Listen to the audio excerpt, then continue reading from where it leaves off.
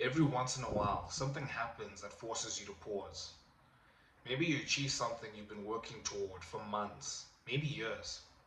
A big goal, a milestone you once thought would change everything. And in that moment, you do what we all tend to do. You look back, you replay the journey in your mind, the long nights, the uncertainty, the pressure you put on yourself, and something strange becomes clear. You realize that although you eventually achieved the goal, there was almost no point along the way where you felt like you were succeeding. No moment where you thought, yes, this is going well. Instead, the whole journey was filled with doubt, with anxiety, and the quiet fear that it might not work out. And that realization is sobering, because the thing you once believed would bring peace was accompanied almost entirely by stress while you pursued it. Pastor Matt Chandler once made a powerful observation in a sermon. At some point in your life, probably several times, you have achieved something that you once believed would make you happy.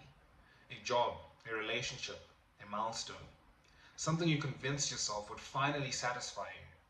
But the moment you arrive there, something strange happens. The satisfaction fades faster than you expected. Almost immediately, your mind moves on to the next thing you believe you need, the next achievement, the next milestone, the next condition for happiness. It turns out that the finish line we imagine rarely gives us the peace we expected, and the same pattern appears in our anxiety. In the Gospel of Matthew, Jesus says something profoundly simple. Do not worry about tomorrow, for tomorrow will worry about itself. Then he points to the natural world. Consider the birds of the air. They don't store food in barns. They don't lie awake worrying about next week's supply. And yet they are fed. Consider the lilies of the field. They don't labor to make themselves beautiful. And yet they are clothed with a beauty greater than kings. The point isn't that life has no problems. The point is that God has always been faithful to sustain life. And here's the fascinating part. We don't only have birds and lilies as examples. We have our own lives. Think about it. How many times have you been consumed with worry about something in the future? A result, a conversation, a decision, an opportunity. You imagine every possible negative outcome. You carry the weight of it for weeks, sometimes months or years.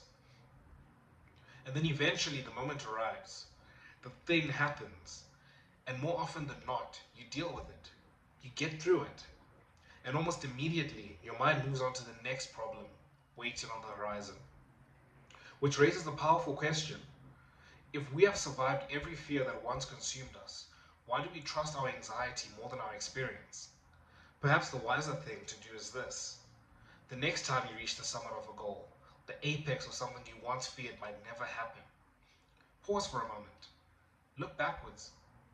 Remember how anxious you were about this exact moment, and let that memory speak into your present fears, because history has already taught you something very important. More often than not, the thing you were so afraid of eventually worked itself out. And if that pattern is repeated throughout your life, maybe it's worth remembering one simple truth. In the end, everything will be just fine. Sure, yeah. I wrote that because last week, a week before I'm recording this, I got back my results for my board exam, my second board exam. So I'm doing my CA, Chartered Accountant qualification. And basically the journey is it's a 7-year journey. You do 3 years of bachelor's degree, 1 year honors.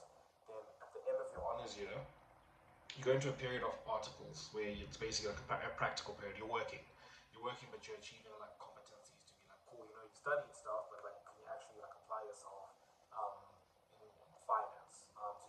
Most of us do that at an auditing firm. But before you start, you basically have a month of study leave. You do your first board exam. That's a technical board exam, right? Then you do your first year. Then at the start of your second year, you start preparing for the second board exam, which you run at the end of your second year. And that one is a more judgmental one. Like it's one where you've got the technical knowledge, but now you need to like apply yourself. And that one you prepare for the whole year. It's only written once, like at the end of the year. And that's the one I just got the results for it. I'm in my third year now. So then your third year is your final year, and then once you finish your third year, you get signed off by your firm to say, cool, this is a competent chartered accountant, and then you also need your board exams as well. So I got my results and I passed. I was very, very anxious because obviously if you fail this, you have to, not only does the firm not pay for your entrance into the exam anymore, you need to spend another year preparing for it, and you've also got work that you're doing, which is it's just tough to balance. It just sucks really if you don't pass it. Like most tests, I guess. But this was like the final exam. It's the final accounting exam you need on your path to becoming a chartered accountant. And I say it's the second last hurdle, because obviously after this, now it's just finish the rest of the year and get signed off, by your firm. You just basically have to finish your work on all the orders that you go on for the rest of the year. But it's a massive relief. It really is a massive relief. But I just got struck immediately when that happened. I just looked back. I was like, there was no point. In fact, forget last year. I wasn't even thinking about last year. I was thinking about my honors year, because honors that's a tough year. That's a really, really tough year. I don't know how to explain it. It's just a tough year. In terms of what's expected of you. But I was just thinking about that. I just thought back immediately to, it was 2023, so that would be 3 years ago. I felt like I was failing the whole time. And I think my marks probably did say I was failing the whole time. I think most of us, you'd be failing like most of the time. I mean, obviously when you get to the end, you're starting to get it, and then you pass, I guess. Your job in honors is just to make sure, if you are failing, just make sure you're close enough that you don't leave yourself with too much work to do at the end of the year. But I just thought about it. I was like, I'm thinking about all that stress I had, right? Because you have these plans, right? I'm like, cool, I'm gonna study when I get back from lectures. On the weekend, I'm gonna study like the whole day, etc. And I did not. Like, I still don't know how I passed that. It was by God's grace and God's grace alone. Like, I just never did. I never stuck to the plan, and I guess it's similar to kind of what I struggle with now, right? Where it's like you have these things you want to do, but you're not disciplined enough, I guess, to get yourself to do them, or you're burnt out, or whatever the excuse is. That's a topic for a different time. But either way, like that whole year, I never felt like I was doing well at all. I was constantly stressed. I was like, man, the way I'm going now, I'm gonna fail, and I'm gonna have to do this thing again. And I didn't. I passed it first time. I passed my first board exam first time. Then I passed this second board exam first time as well. It's like, looking back, I'm just thinking about all the stress I had, and I was like, you were fine. You were fine. Now, obviously, there's a bit of a two-pronged, I guess, discussion to have here, because how much of that stress actually propelled me to doing the work to get to a point where I could actually pass, right? But realistically speaking, I don't think the stress helped a lot. There's parts when stress is very useful. Of course, right? Like, that's why we get stressed, to get us to do it. But for the most part, we stress a lot about things that just don't matter. Like, the whole time I was stressed that I wasn't going to pass. I remember, I think it was like September, because we were in our exams in October. We had like 3 weeks, like no lectures. It's like, dude, just prepare. Literally just prepare. I think of those 3 weeks, I think I don't remember exactly how it went down. I just know I did not use that time as well as I would have wanted to. I think I probably wasted the first week, like the absolute jack. And then in the second week, I was like, oh crap, like, dude, you need to actually start like doing some things. And I still remember the thing that got me through the studying. I never once had a full day where I'm like, I studied like 6 hours or 8 hours. Today where I'm like, I didn't. I worked really hard today.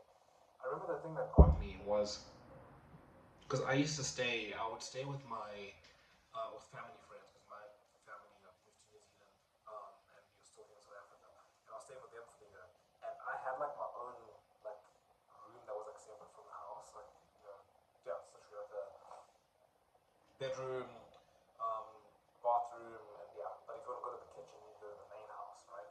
So I remember the thing that got me. This is literally how I got through. I was like, okay, this is not working.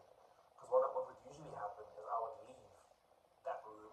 I'd wake up, plan on waking up early, don't wake up early, spend some time on my phone, etc. Then I get out of bed, I go there, and I eat.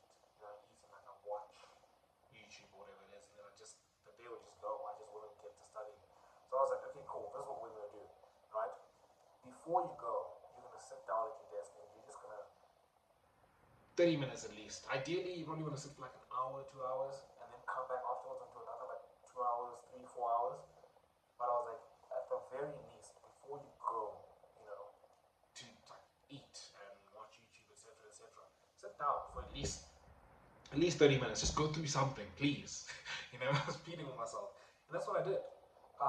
So some days I do 30 minutes. The other days I do like 1.5 hours, maybe 2 hours. I'd go and I wouldn't come back. I wouldn't come back and like do more studying. That would be my studying for the day. But that's what got me through. Obviously, there's lots to be said about like during the year. I was going to lectures. Like I don't think I really missed any lectures because I knew if I missed lectures, I was not going to do the work at home. But either way, like looking at that, I was like, dude, you're putting yourself in a very precarious position, and you're probably not going to pass. And I passed. It was like great. And then last year as well, similarly with my second board exam, we kind of we did a mock exam in June, we did a qualifying exam in August, and then we did a sub in October because you need to pass the Qualifying exam to actually write the final exam.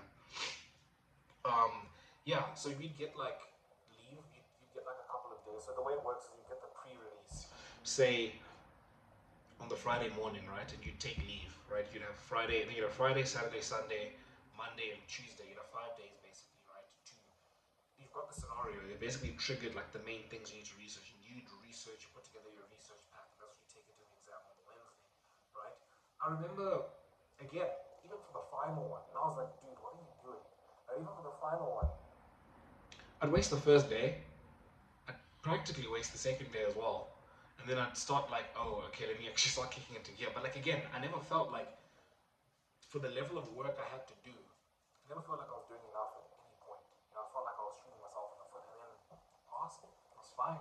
I was like, wow, like so crazy. And it's a big lesson to take into life. Because this isn't something miniature, right? It's not something like some grade 10 test you did, really, like you studied, you didn't study as well as you wanted to, and you still did really well. It's not that. This is a big journey. A lot of people fail. Like a lot of people fail. I think our pass rate for this board exam was like 61%, if I'm not mistaken, just across the country. It's no small thing. It's a big thing. Right? It's one of those things where it's like, if you mess up, it's like, oh man, you feel like you need to be perfect to get this stuff done. But I never felt like I was anywhere near the level I needed to be to pass any of this pass. And I was like, sure, this is a big lesson to take into the future, and hopefully I don't forget.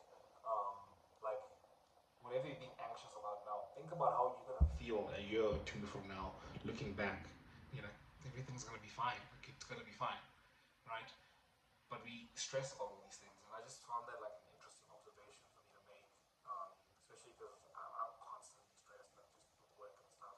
It's different nature. It's not like an exam you're studying for like the whole year and stuff, but it's still important like, to look at it and be like, dude, you're not gonna die.